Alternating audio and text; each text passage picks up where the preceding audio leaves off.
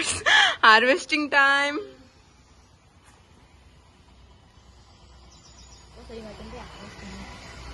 यो खासमा यो एकदम सानै छ यो अहिले निकाल्ने बेला त भएको होइन तर हामीलाई चाहिँ फुल्कीको लागि चाहिएको भएर चाहिँ हामीले निकाल्दै छौं Look at our girl Isu उ त्यो लसुनको पाता नि टिप है लसुन हैन र त्यो ओके ओके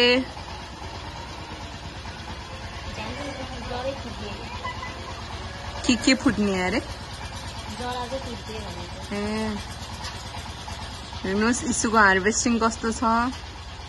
भनिदिनुहोस् जस्ट लाइक इस्यु कति टिप्न पर्छ र